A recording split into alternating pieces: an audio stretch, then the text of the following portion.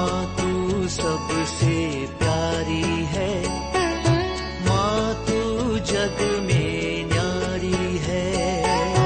माँ तू सबसे प्यारी है, माँ तू जग में न्यारी है। अपने आंचल में रखना, अपने आंचल में रखना। हमें वरदानों से भरना।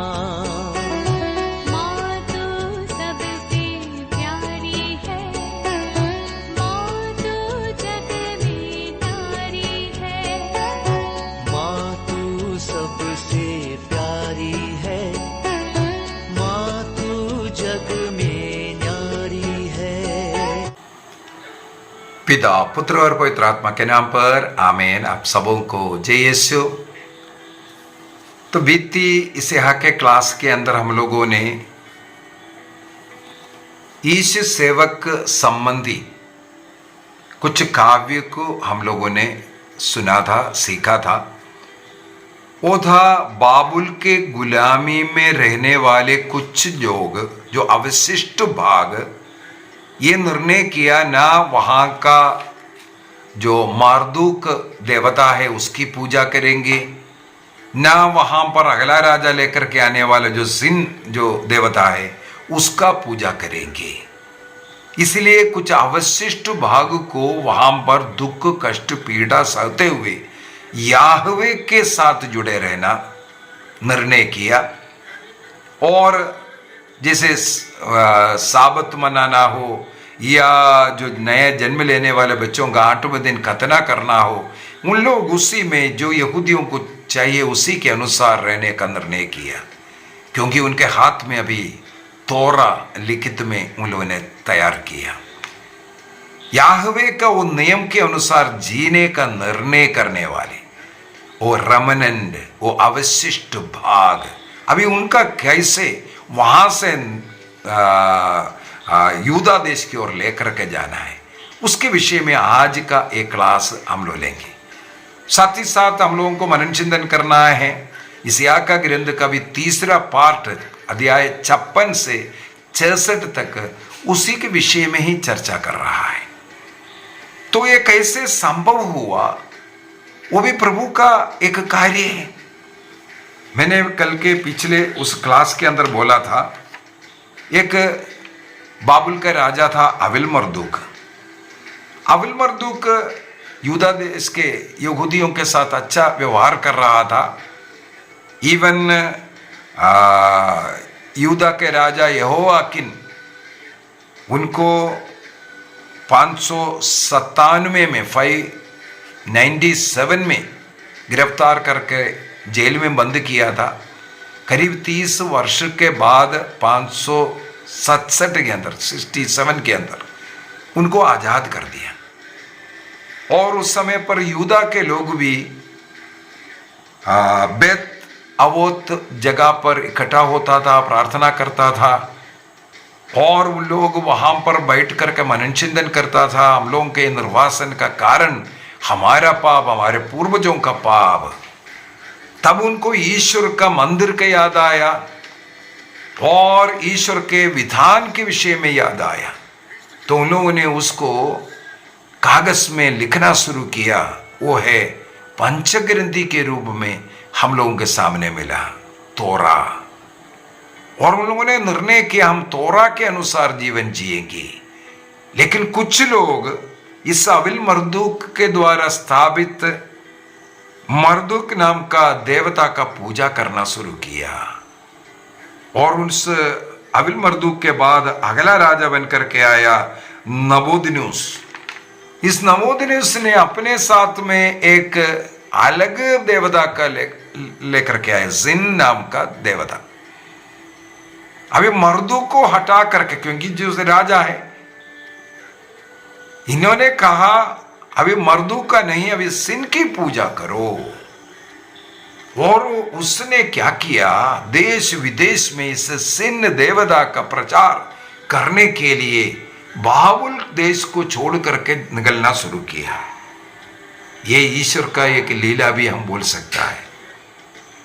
नबूदिनुस राजा इस सिन देवता के प्रचार करने के लिए जगह जगह मंदिर बनाने का उद्देश्य, केवल उनका उद्देश्य लक्ष्य सिन देवता का प्रचार करना, उस भगवान का पूजा सबों से करवाना। तो यहाँ वहां वो घूमता रहा, मंदिर बनाता रहा, लोगों को उस देवता के विषय में सिखाता रहा। उस समय पर क्या किया, आसपास के देश विशेषकर हारान, मेदिया और पर्शिया, ऐसे ऐसे राज्य बाबुल के ऊपर धीरे धीरे प्रवेश करना शुरू किया। और बीसी 537 में आकर के, बीसी 537 में आकर के 537 में पर्शिया का राजा साइरस ने बाबुल को अपने अधीन कर दिया। बाबुल देश साइरस के, पर्शिया राजे के अधीन हो गया। नबूदिनुस सिन देवता का प्रचार में घूम रहा था और उनका देश ही इस प्रकार पर्शिया देश के अधीन हो गया। अब ये ईश्वर का वाणी है। पर्शिया राजा साइरस ईश्वर की प्रेरणा से राजाज्ञा निकालते हैं कि जो बाबुल में जितने भी यहूदी लोग हैं वो अपना देश लौट करके जा सकता है। और उस यूदा, उस क्षेत्र सब इस प्रकार पर्शिया के अधीन हो गया। और पर्शिया के अधीन होने के कारण राजा है साइरस, और उसने यहोआकिन के पौत्र जरुब्बाबेल को यूदा देश का गवर्नर बना करके उनके अधीन में कुछ लोगों को यरूशलेम भेजते हैं, यरूशलेम मंदिर का निर्माण करने के लिए। और स्वयं राजा जो साइरस है उसकी सहायता करते हैं वहां पर मंदिर बनाने के लिए, ताकि यहूदी लोग वापस वहां जाकर के उनके ईश्वर की आराधना करें। करीब 333 तक, 537 से लेकर के 333 तक, 333 तक पर्शिया ही यूदा देश में राज्य करते रहा। उसको पर्शियन समय, पर्शियन पीरियड कहते हैं। ये कहानी सब हम लोगों को एस्रा, नेहमिया, ये सब किताब से भी पढ़ने के लिए मिलता है। इसी बात को हमारे मन में रख कर के ही इस्याह का जो तीसरा पार्ट के अंदर हम लोगों को पढ़ना जरूरी है। जिस प्रकार मूसा नबी के द्वारा इस्राएल को मिस्र देश की गुलामी से छुड़ाया, उसी प्रकार ईश्वर ने पर्शिया राजा साइरस के द्वारा बाबुल के गुलामी में पड़े हुए यहूदियों को छुड़ाते हैं। यह है निर्वासन से दूर अलग करने का ये जो प्रभु का कार्य। नबी इस्याह का ग्रंथ अध्याय 45 के अंदर, 45 के अंदर इस साइरस को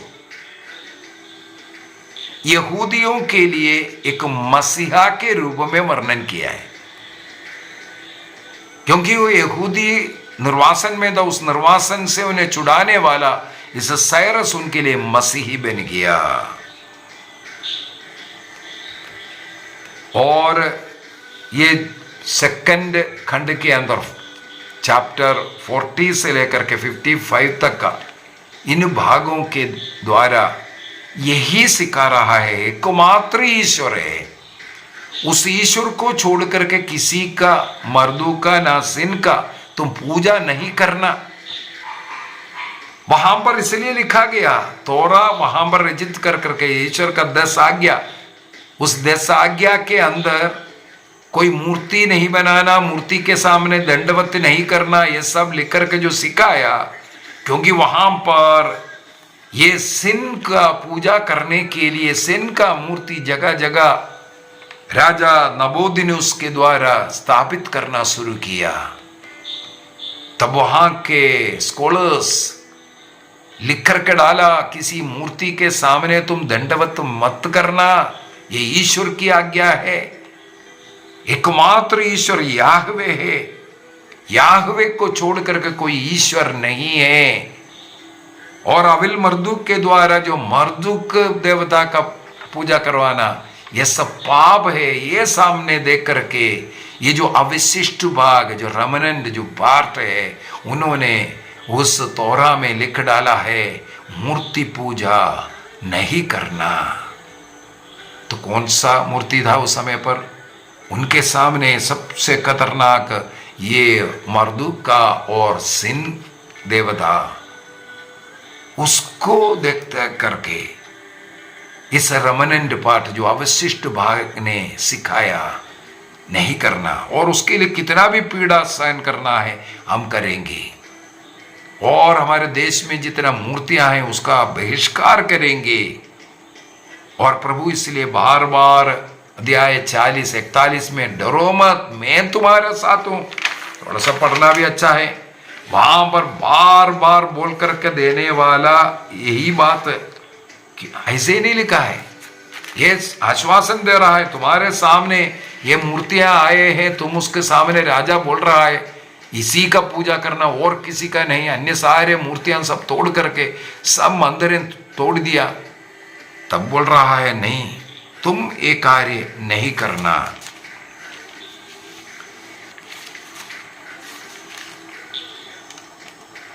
अध्याय 41 वाक्य 10, डरो मत, मैं तुम्हारे साथ हूं, चिंता मत करो, मैं तुम्हारा ईश्वर हूं, मैं तुम्हें शक्ति प्रदान कर तुम्हारी सहायता करूंगा, मैं अपनी विजयी दाहिने हाथ से तुम्हें संभालूंगा।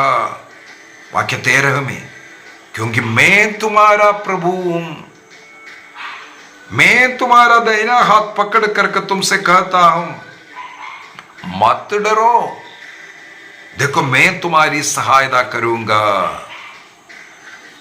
अध्याय 43 में भी इस प्रकार इस्राएल का उद्धार का ये बता करके दे रहा है, नहीं डरो, मैंने तुम्हारा उद्धार किया है, मैं तुमको अपनी प्रजा के रूप में अपनाया है।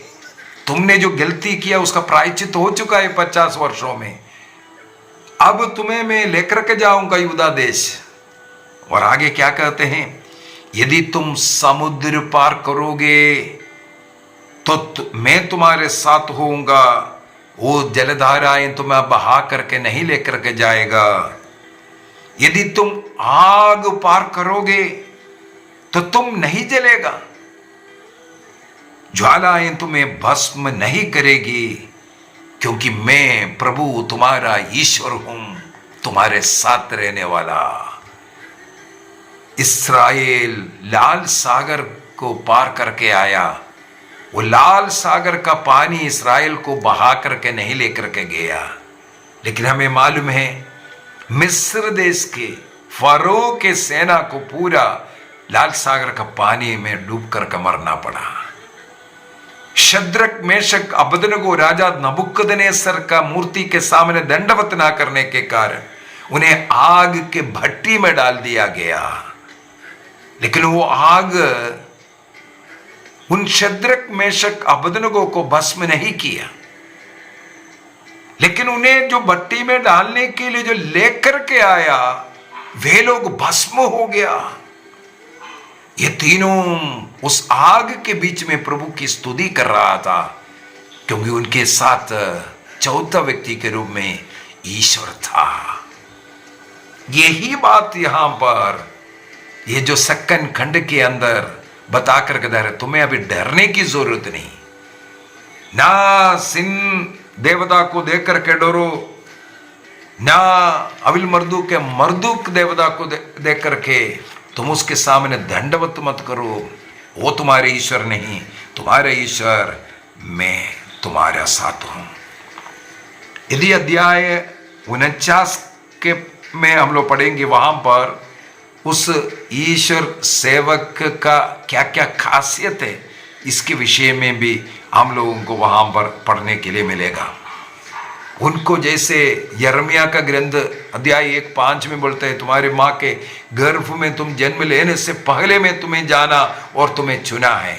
इसका मतलब है ये जो रेमनेंट पार्ट, जो अवशिष्ट भाग को प्रभु माँ के गर्भ में जन्म लेने से पहले से चुनकर रखा, इसलिए तुम मूर्ति के सामने दंडवत नहीं किया, पाप नहीं किया, ये सब बता कर देने वाला जगह। अध्याय 52 में जाएंगे, वहां पर सियोन को और शक्ति दे दो, सामर्थ्य दे दो, ये सब बोल करके अनेकों बातें बोल करके दे रहा है और लोगों को निडरता के साथ जीने के लिए। और तीसरे खंड में हमें मालूम है 56 से लेकर के 66 तक का जो है, इसके बाद नया आकाश नया पृथ्वी किस प्रकार होगा, नया जीवन किस प्रकार तुम्हें शुरू करना है, तुम्हें वहां जाकर के क्या क्या करना है, ये सब बातें वहां पर बता करके दे रहा है ये तीसरा खंड के अंदर। तो सब कुछ तुम्हारे, सब कुछ देखने वाला ईश्वर तुम्हारे साथ है। जैसे यिर्मयाह के ग्रंथ में जाएगा तो इस्राएल के साथ ही बाबुल में उस महिमा उतर करके गया और वापस जब निर्वासन से वापस यरूशलेम आया, उस मंदिर में ईश्वर की महिमा भी भर गया करके लिखा हुआ है। इसका मतलब है ईश्वर कहाँ था? इस्राएल के साथ, यहूदियों के साथ था। ये हमें विश्वास करने की जरूरत है। आज का क्लास, इस यहाँ का क्लास में यहां समाप्त करना चाहूंगा। वो इतिहास सब मैंने बोल करके दिया है, उस इतिहास को मन में रख करके इन अध्यायों को पढ़ना, पूरा अध्यायों को पढ़ना। बाबुल निर्वासन के पहले का, बाबुल निर्वासन से छुटने के पहले का और बाबुल निर्वासन के बाद आकर यरूशलेम मंदिर स्थापित कर नया पृथ्वी, नया आकाश, नया जीवन उन लोगों को कैसे मिला।